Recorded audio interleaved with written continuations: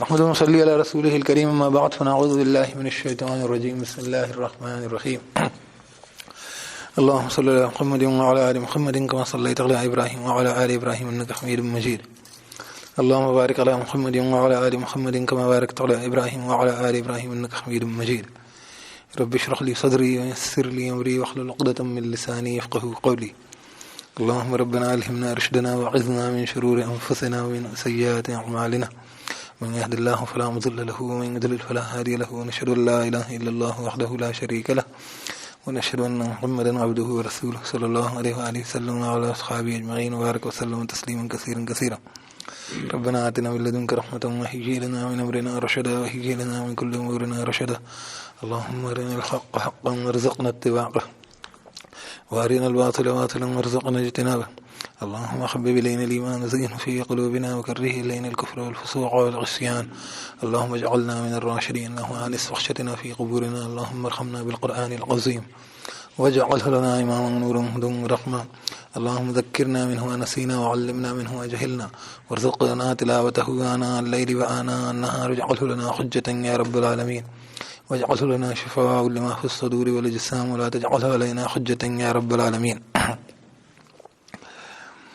اللہ پاک قرآن کو سمجھنے غور فکر کرنے تدبر تفکر کرنے عمل کرنے اس کے پیغام کو دوسروں تک پہنچانے پھیلانے احکامات خود پہ اور لوگوں پہ نافذ کرنے لانے والے پیغمبر کے دین کو سمجھنے سے تمام ادیان پہ غالب ظاہر کرنے اس کے مقصد کو مکمل کرنے والا بنا اپنے بندوں میں شامل کر لے اپنے فضل سے عطا کر تمام قسم کے گناہوں خطاؤں کوتاہیوں کمزوریوں لغزشوں برائیوں کمیوں سیئات کو نبی کریم صلی اللہ علیہ وسلم کے صحابہ کرام رضی اللہ تعالیٰ علیہم اجمعین تمام انبیاء علیہم السلام تمام صدیقین شہداء صالحین رحمۃ اللہ علیہم اجمعین تمام آسمانی کتابیں قرآن مجید والدین محترم دیگر بزرگ اقربات بزرگان دین بندے ان کی شان کی گستاخیوں کی خدمتیوں کو مومنین کے دل شکنی کو تیرے بندوں کی حق تلفیوں کو بڑے بڑے گناہ کو فرتک پہنچا دینے والے گناہ ہلاک کر ڈالنے والے گناہ کبیرہ گناہ خبط اعمال کی موجب گناہ دوزخ کی آگ واجب کرنے والے گناہ تمام قسم کفر شرک نفاق ظلم زیادتی فحش حیائی بغض و تکبر خرص لالچ حسد کینہ رشک باہمی اختلافات بدگمانی وزنی شخ نس کلا ران علی قلوبہم ما کانوا یکسبون سے گناہ جن سے دل سے عقدن زنکات دین کی بدعاتوں کو نفس کی کمزوریوں کو ریائی سے گمراہیوں کو بداخلاقیوں تیری جانب سے ریاست و تیری غفلتوں کو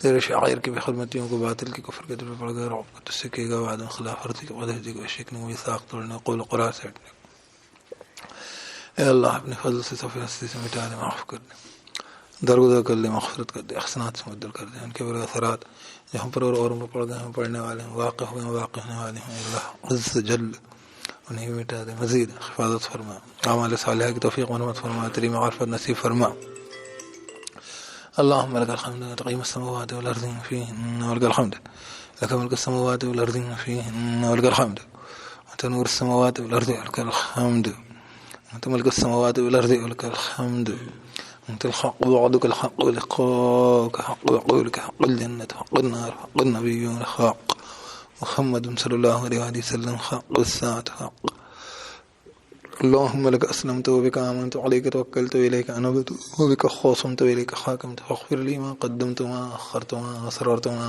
أعلمت أنت المقدم وأنت المؤخر لا إله إلا أنت ولا إله غيرك ولا حول ولا قوة إلا بالله اللهم لك أسلمنا وبك آمنا وعليك توكلنا وإليك أنبنا وبك خاصمنا وإليك حاكمنا فاغفر لنا ما قدمنا وما أخرنا وما أسررنا وما أعلنا أنت المقدم وأنت المؤخر لا إله إلا أنت ولا إله غيرك ولا حول ولا قوة إلا بالله أعوذ بالله من الشيطان الرجيم بسم الله الرحمن الرحيم اللہ کے نام کے ساتھ الرحمن الرحیم الحمد للہ رب العالمین تمام حمد شکر ثنا تعریف اللہ کے لیے ہے جو رب ہے تمام عالمین کا الرحمن الرحیم جو رحمان الرحیم ہے مالک یوم الدین مالک یوم جزا سزا کا ایاک نعبد و ایاک نستعین تیری ہی ہم بندگی کرتے ہیں اور تجھی سے ہم مدد چاہتے ہیں اہدنا الصراط المستقیم ہدایت دے ہمیں راستے کی سیدھ ہے صراط الذین انعمت علیہم راستہ ان لوگوں کا انعام کیا تو نے جن پر غیر المغضوب علیہم نہ کہ غضب کیا گیا جن پر الضالین اور نہ جو پھٹک گئے گمراہ ہوئے آمین یا رب العالمین. تو تو ہم پڑھ رہے تھے کہ جو ہے مشرک عورتوں سے شادی مت کرو، چاہے وہ تمہیں کتنی عجب لگے. ایمان والی کنیز جو ہے، ایمان والی عورت، مطلب کنیز سب سے کم اسٹیٹس تھا اس وقت کا، تو وہ بہتر ہے. اور اللہ تم اسی طریقے سے مشرک آدمیوں کو اپنی لڑکیاں نکاح میں مت دو. اچھا، مومن غلام بہتر ہے، چاہے وہ مشرک آدمی تمہیں کتنا ہی اچھا لگے، اس کے اندر کوئی بھی خوبی ہو، کوئی بہت بڑا عہدے دار ہو، کچھ ہو، بہت اونچی ذات کا ہو. جو میں نے کہا تھا کہ ہمارے یہاں آج کل یہ بات بیان کر دی جاتی ہے کہ صاحب بھنگے کے ساتھ چلی گئی، نعوذ باللہ. پہلی بات تو اسلام جو ہے کسی کو کسی کے کام کے اوپر آئیڈینٹیفائی نہیں کرتا. ایسے اسلام میں اللہ رب العزت کے یہاں عزت ہے، ان اکرمکم عند اللہ اتقاکم. یہ بات ہمیشہ یاد رکھیے گا. ہم کبھی یہ بات کرتے ہیں یا قرآن کبھی یہ بات کرتا ہے کہ جو ہے تم نے اللہ تعالیٰ کے لیے لڑکیاں الاٹ کریں، تو اس کا مطلب یہ نہیں کہ اللہ تعالیٰ جو ہے اس طریقے سے کوئی تفرقہ کرتا ہے، نعوذ باللہ. یہ لوگوں کو ان کی زبان کو، ان کی سوچ کو بتلانے کے لیے کہا جاتا ہے کہ تم جو ہے تمہارے ذوم میں جو اللہ تعالیٰ کی جو تمہیں چیز حقیر لگتی ہے، تم اللہ تعالیٰ کی بیٹیاں بناتے ہو، پھر تم کو تو اللہ تعالیٰ کے لیے بیٹے تجویز کرنا تھے. مطلب وہ ان کی عقل کو، فہم کو وہ کیا گیا ہے. اسی طریقے سے کہیں پہ یہ کہا گیا کہ اللہ اپنے غلاموں کو، تم اپنے غلاموں کو برابر نہیں کرتے، تو وہاں پہ بھی یہ نہیں کہا گیا ہے کہ کوئی غلاموں کے ساتھ اچھا سلوک برابری نہ کی جائے، بلکہ لوگوں کو ان کے فہم کو جگایا گیا ہے کہ تم جو اللہ کی دی ہوئی نعمت ہے اس کے اندر بھی اپنے غلاموں کو برابر نہیں کرتے. تو یہاں تو سب اللہ کی ملکیت ہے، اور غلام اور آقا کبھی بھی جو ہے برابر ہو نہیں سکتے. اور انسان جو ہے، اور بلکہ تمام مخلوقات اللہ کی مستقل کنٹینیوسلی غلام ہے. مطلب دنیا میں جو بھی کوئی شے ہے وہ اللہ کے قواعد قوانین سے مستقل بندھی ہوئی ہے، کہاں پہ بھی ہو، کیسی بھی ہو، وہ قانون قاعدوں سے بندھی ہے، تبھی تو اس کا وجود ہے. تو اس کا وجود ہی اللہ کے سیٹ اپ سے، سسٹم سے بندھا ہوا. تو اللہ پاک یہ نہیں کہہ رہے ہیں یہاں پر، یہ غلامی کا جو اللہ رب العزت اس بھاشا میں، اس زبان میں بات کرتے ہیں جو تم سمجھتے ہو. تو تمہارے نزدیک جو ہے معاملہ کہ کوئی غلام جو ہے وہ سب سے کم تر ہے، تو بھی وہ بہتر ہے اگر مسلمان ہے. کنیز جو ہے وہ سب سے کم تر ہے، تو بھی وہ سب سے بہتر ہے اگر مسلمان ہے. اور اس کے مقابلے میں مشرکہ اور مشرک کتنے ہی تمہیں اچھے لگتے ہوں. اب اس کے بعد جو ہے اللہ رب العزت نے یہ بیان کر کے کہا کہ ہم کو دیکھو، تم اللہ تعالیٰ جو ہے تمہیں جنت کی طرف بلا رہا. اگر تمہیں کوئی کمی بھی لگتی ہے ایمان والوں میں تو اللہ کو دیکھو کہ یہ اللہ کی طرف جڑے ہوئے ہیں، کتنے ہی باریک معاملے سے جڑے ہوئے. ادھر مت کرو، ادھر کرو. ہاں، کتنے ہی باریک معاملے سے جڑے ہوئے. تھوڑا سا آپ بولنے کہ رائے کے برابر ایمان ہے، یہاں نام کے مسلمان ہیں، تو بھی وہ تو ایسے ہیں جو نام کے بھی مسلمان نہیں ہیں. مطلب وہ اپنے نام کے آگے بھی جیسے کہتے ہیں اسلام مسلمان لگانے کو تیار نہیں ہے. تو ان کے مقابلے میں ایمان والا ہمیشہ بہتر رہے. ٹھیک ہے، اہل کفر کے مقابلے میں اہل اسلام ہمیشہ بہتر ہے، آلویز. اور یہ آیتیں ایسی نہیں ہیں کہ قیامت قریب میں اس میں کچھ اور ہیر پھیر ہو جائے گا، اس میں کوئی اور یہ ظاہر کا فیصلہ ہے. غیب کا مطلب ہمیں نہیں پتا کہ انسان کے دل میں ایمان و یقین کتنا ہے. یہ مطلب ایمان مطلب اسلام، مسلمان. ٹھیک ہے.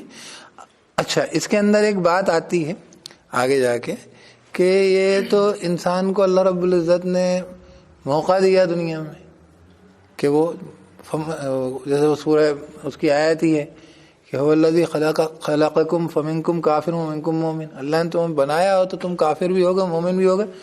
واللہ بما تعملون بصیر. اللہ تمہارے عمل پہ تمہارے کو جانچ رہا ہے. مومن ہو جانا، کافر ہونا، اس کی گنجائش. تو اسی لیے اگلی جو آیت ہے اس میں اللہ رب العزت نے حائضہ عورت کے بارے میں بیان کر کے یہ بیان کیا ہے کہ حائضہ عورت سے صحبت نہ کرو، تعلق مت کرو. اب یہ بڑی زبردست بات ہے کہ اس کو کیسے ملائی گئی بات. مشرکہ سے نکاح نہ کرو جب تک کہ وہ ایمان نہ لے آئے. حائضہ عورت کے ساتھ تعلق مت کرو جب تک کہ وہ پاک نہ ہو جائے. تو یہاں پر حیض ایک فطری تقاضا ہے، عورت کا فطری تقاضا ہے. بھائی عورت ہے تو اس کے ساتھ حیض آئیں گے.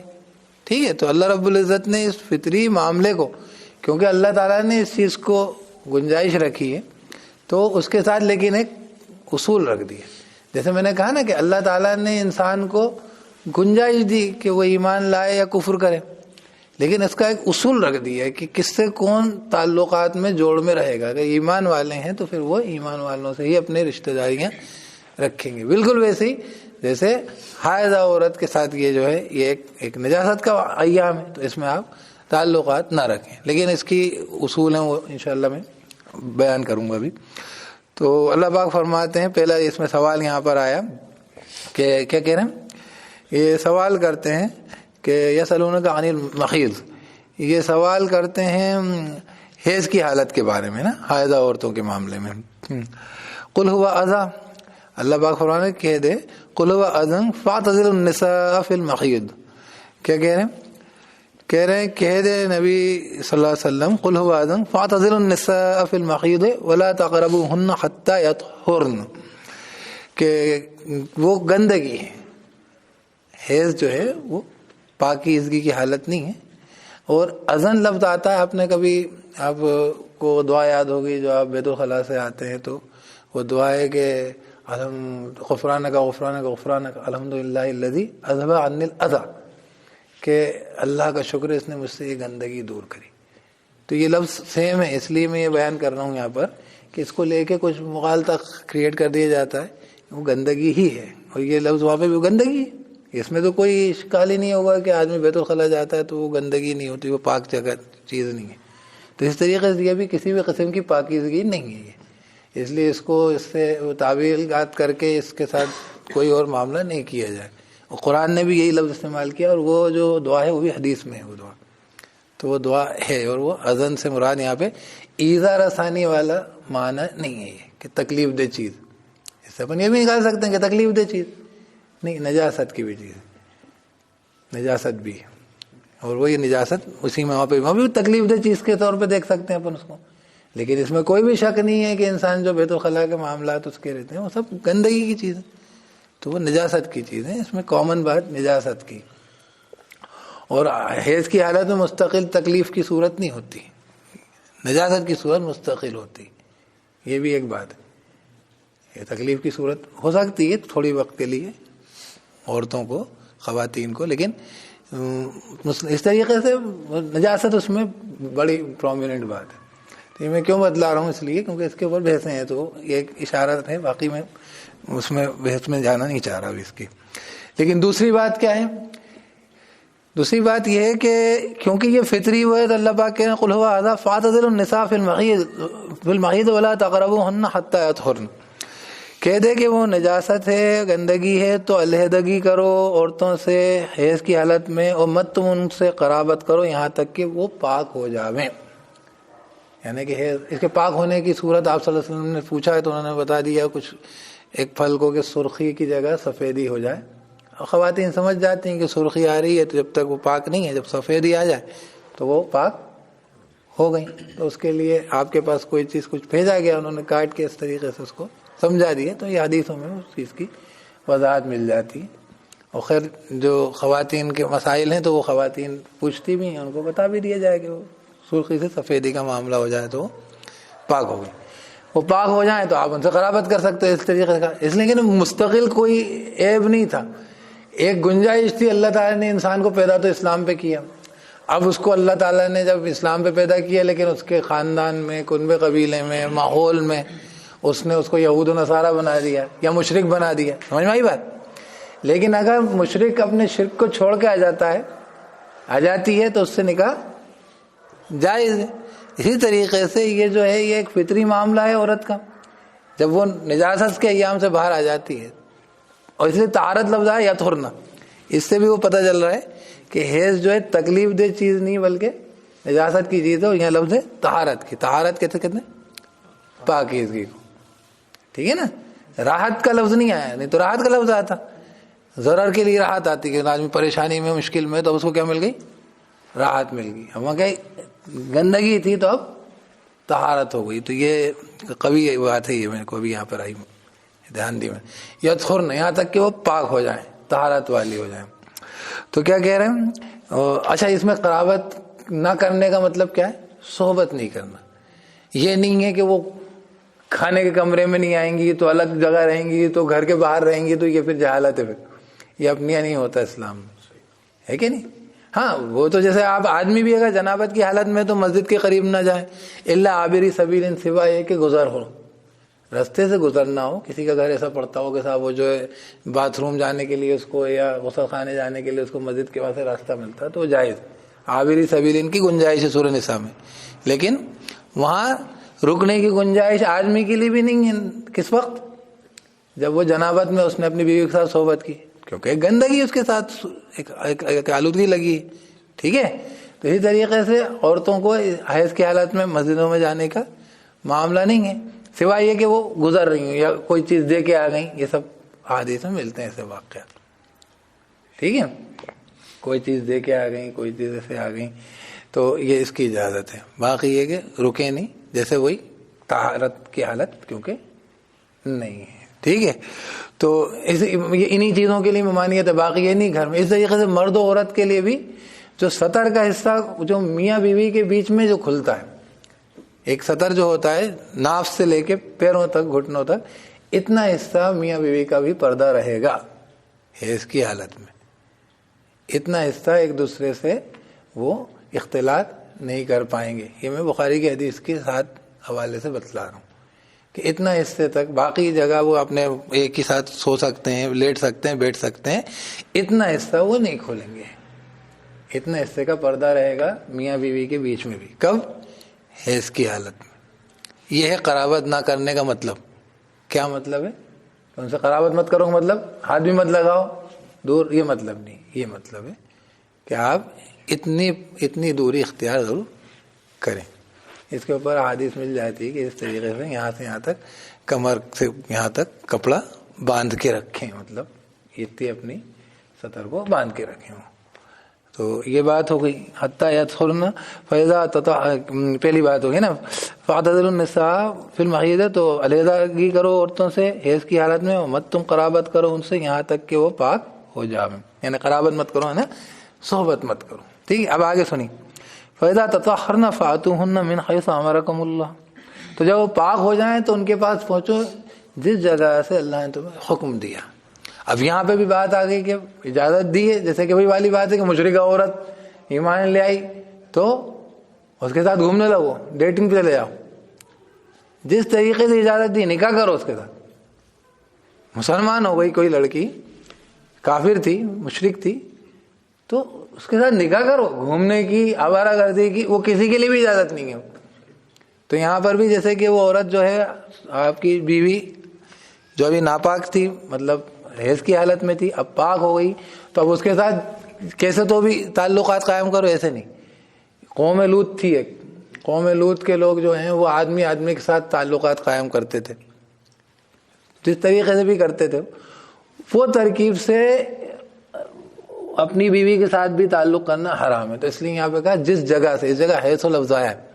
اگلی آیت میں یہ آئے گا کہ عورتیں تمہاری کھیتیاں ہیں، جیسے چاہو اپنی کھیتیوں میں آؤ، اس کے اندر حیض و لفظ نہیں ہے، جگہ کا تذکرہ نہیں ہے۔ اس کا معنی یہ ہے کہ آدمی عورت جیسے چاہے مل سکتے ہیں، وہ تمہارے لیے لباس ہیں، تم ان کے لیے لباس ہو، یعنی دونوں کے بیچ میں کوئی ایسی کوئی خاص مشنری پوزیشنز نہیں ہے جیسے وہ عیسائیوں میں ہوتی تھی کہ صاحب وہ عورت ایسے لیٹے، ایسے بیٹھے، آدمی اس کے ساتھ ایسے صحبت کرے، ایسا کوئی قانون نہیں ہے۔ بس یہ ہے کہ ہاں وہ جو قوم لوط کا والا معاملہ تھا وہ حرام ہے۔ تو اس لیے یہاں پہ پہلے کیا کہا کہ پاک ہیں، تو اس کا مطلب یہ نہیں کہ اب آپ جیسے چاہے تعلقات رکھیں، مطلب اس میں جس جگہ سے اللہ نے حکم دیا ہے، جو انسانی اصول ہے، ضابطہ ہے، اس طریقے سے۔ تو کیا کہا؟ کہہ رہے ہیں کہ جب فیضا تطہرنا، تو جب وہ پاک ہو جاتی ہوں، فاتوہن من حیث امرکم اللہ، تو آؤ ان کے پاس جس جگہ سے حکم دیا تم کو اللہ نے، اور کہا کہ ان اللہ یحب التوابین و یحب المتطہرین، بے شک اللہ محبت کرتا ہے خوب توبہ کرنے والوں کو، اور محبت کرتا ہے خوب پاک ہونے والوں۔ توبہ کہاں سے آ گئی؟ آپ دیکھو کتنا خوبصورت آیت ہے، اللہم اجعلنا من التوابین واجعلنا من المتطہرین، اللہ ہمیں توبہ کرنے والا، خوب پاک۔ دیکھو انسان ہیں، اپن غلطیاں کر سکتے ہیں، تو اللہ نے راستہ دیا، توبہ کرو۔ اس طریقے سے ہمارے ساتھ یا جیسے خواتین کے ساتھ، بھئی وہ فطری طور پہ وہ عورت ہے، وہ تو اس کے ساتھ نجاست کے ایام آئیں گے، عورت ہے تو اس کو حیض آئے گا، تو طہارت کو پسند کرتے ہیں، بس یہ کرو بس. تو اپنی طہارت کا وقت اختیار ہو، طہارت کے ٹائم میاں بیوی اپنے تعلقات رکھیں ہی رکھیں. تو اللہ محبت کرتا ہے توبہ کرنے والوں نے.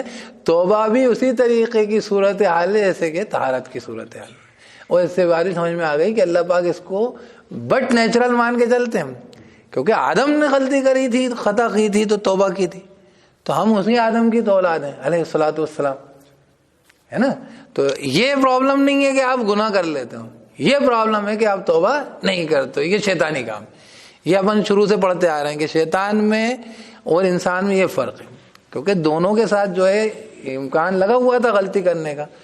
تو اللہ پاک نے یہ بنیادی فرق کا اظہار کیا ہے کہ شیطان وہ ہے جس نے غلطی کری توبہ نہیں کری، اور انسان وہ ہے جس نے چوک ہوئی اس سے تو اس نے توبہ کری. تو یہ ہم انسان ہیں. اور تیسرے فرشتے ہوتے ہیں. فرشتے ہوتے نہیں، فرشتے اللہ تعالیٰ کی طرف سے معمور ہوتے ہیں. مطلب فرشتے خود کا اختیار تھوڑی رکھتے، اس لیے ان کے ساتھ گناہ کرنے کا سوال ہی نہیں اٹھتا. تو وہ ہوتے ہیں کہ ہاں ان سے غلطی اور خطا نہیں ہوتی. تو پر فرشتے تو کبھی بھی نہیں ہو سکتے. تو اس میں بس وہی والی بات ہے کہ توبہ طہارت کا خیال رکھیے. آپ گئے بیت الخلاء گئے بھائی، طہارت کا خیال رکھیے، پاک صاف ہوئیے، استنجا پاک کیجیے، پانی نہیں ہے تو مٹی کا استعمال کیجیے، لیکن اپنے آپ کو صاف ستھرا رکھیے. ہماری تو نماز، ہمارا تو معاملہ ہی شروع نہیں ہوتا. دیکھیے دل کا معاملہ شروع نہیں ہوتا جب تک دل سے شرک کی، کفر کی، اللہ کے علاوہ غیر اللہ کی گندگی نہ نکلے کہ صرف ایک ہی رب. یہ دل کا معاملہ پاکیزگی کا نہیں ہو سکتا جب تک. وہ اس لیے کہا کہ نکاح نہیں کرو جب تک کہ یہ دل پاک نہیں ہو، اور صحبت نہ کرو جب تک کہ جسم پاک نہیں ہو. تو اس کا بھی معاملہ، پھر اگلا معاملہ یہ ہوتا ہے کہ بھائی جب دل پاک ہے، ایمان ہے، اب نماز پڑھیں گے تو طہارت چاہیے آپ کو، کپڑے پاک چاہیے، جسم پاک چاہیے.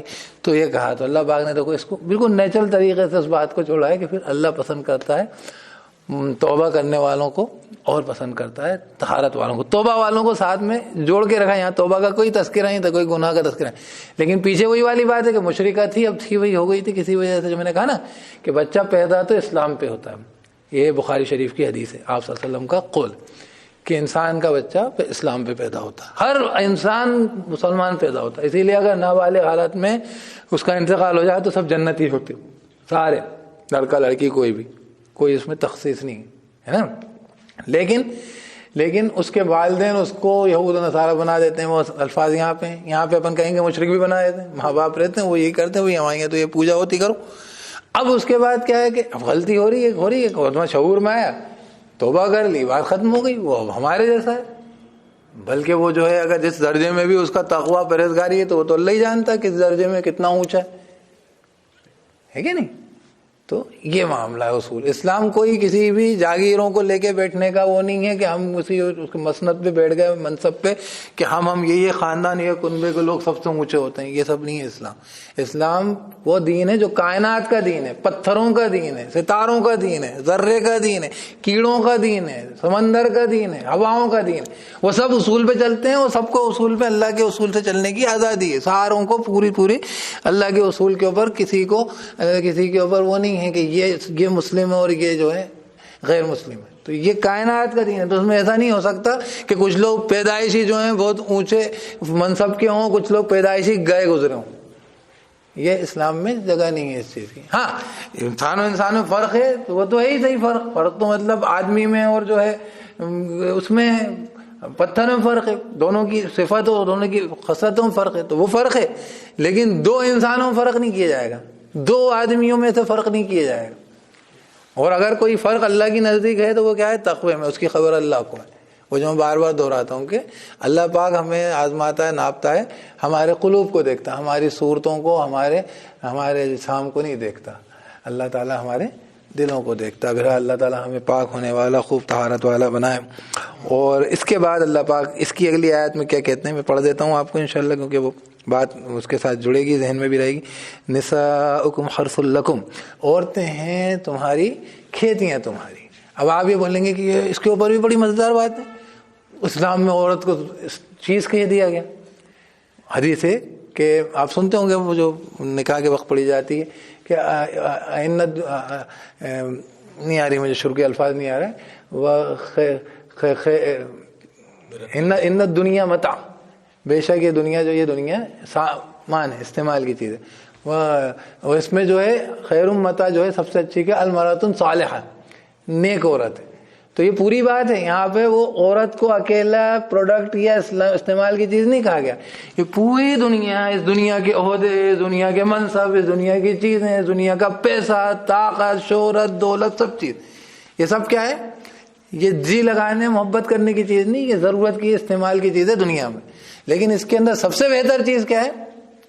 ایک نیک عورت. اگر آپ کو نصیب ہو جائے تو حکومت چھوڑ دو, اگر آپ کی یہ ہے اس کا مطلب. آپ کو کہیں کا پریزیڈنٹ بنا دیا جائے یونائٹڈ اسٹیٹس کا, اس کے مقابلے میں آپ کو ایک نیک عورت آپ کی ہے تو وہ سنبھالنے کی چیز ہے. ایک حدیث میں اور اللہ کے رسول نے فرمایا کہ یہ سنبھالنے کی چیزیں ہیں. اب بتائیے, وہ عورت کا یہاں پہ اس حدیث میں مقام گرایا گیا ہے کہ اٹھایا گیا؟ لیکن اب اٹھا کے بول دیتے ہیں ان کے یہاں تو سامان ہے, ہمارے یہاں سمان ہے. یہ آج کل پروپیگنڈا کرا جاتا ہے کہ مسلمانوں کی عورت سامان ہے, ہمارے یہاں سمان ہے. تو اس لیے سمجھ لیجیے کہ سامان کا مطلب یہ نہیں, پوری دنیا استعمال کا سامان ہے, اس میں سب سے بہترین استعمال کا سامان عورت ہے, نیک عورت. اگر وہ ہے تو یہ دنیا اس کے مقابلے میں حقیر ہے, چھوٹی ہے, گون ہے. یہ مطلب ایک بات یہ ہو گئی. اسی طریقے سے عورت کھیتی, تو کھیتی کا مطلب کھیتی آپ کو آپ کی پیداوار دیتی ہے, آپ کی ضروریات دیتی ہے. اس طریقے سے عورت جو ہے پوری انسانیت کو اس کی ضرورت, اس کی جو ہے پیداوار دے رہی ہے. سارے انسان وہیں سے اسی کی ماں کی کوکھ سے پیدا ہو رہے ہیں. یہ مطلب ہے. خیر اس پہ اگلے ہفتے بات کریں گے, ہماری نماز کا وقت ہو رہا ہے. تو نساؤکم حرث لکم, عورتیں کھیتیاں ہیں تمہاری. فاتوا حرثکم انا شئتم, تو اپنی کھیتیوں میں جاؤ جہاں سے تم چاہو. اب یہاں جگہ نہیں بتائی, وہ مطلب جس پوسچر جیسے بھی تم اپنی بیوی کے ساتھ تعلقات قائم کرتے ہو. آپ صلی اللہ علیہ وسلم نے ایک حدیث میں یہ ضرور بیان کیا کہ گدھوں کی طرح برہنہ نہیں ہونا, مطلب انسان ہیں اپن تو انسانوں کی طرح لحاظ کریں. لیکن خیر اس کے اندر حدیث میں قرآن کی آیت یہ بھی کہ وہ تمہارے لیے, تم ان کے لیے لباس ہو, تو ایک دوسرے میں پردہ نہیں ہے. یہ بات ہے. تو کیا کہہ رہے ہیں؟ آؤ تمہاری کھیتیوں میں جہاں سے چاہو. وقدموا لانفسکم, اور اپنے لیے آگے مقدم کرو, یعنی اپنی آخرت کا جو ہے تمہارے لیے ذخیرہ کرو, اچھی نیک اولادیں, اور اپنے بڑھاپے کا سہارا کرو. سبھی کچھ کہہ دیا. اس طریقے سے وہ بھی کہہ دیا کہ اولادیں جو ہے تمہارے لیے نیکی کمانے والی بنیں گی, اور اولادیں تمہارے لیے آخرت کا ذخیرہ بنیں گی. وقدموا لانفسکم واتقوا اللہ واعلموا انکم ملاقوہ, اور اللہ سے ڈرو. عورتوں کے معاملے میں تو خصوص ویسے بھی ڈرو اللہ سے, اور جان لو انکم ملاقوہ, کہ تم اس سے ملاقات کرنے والے ہو. وبشر المؤمنین, اور ایمان والوں کو خوشخبری دے دیجیے. کیا خوشخبری؟ ان کی ملاقات اچھی ہے اللہ سے, ہے نا. اللہ میں اللہ تعالیٰ کے سامنے اچھا سرخرو ہو جائے. سبحان اللہ وبحمدہ, سبحانک اللہم وبحمدک, ونشہد ان لا الہ الا انت, نستغفرک ونتوب الیک. سبحان ربک رب العزۃ عما یصفون, وسلام علی المرسلین, والحمد للہ رب العالمین.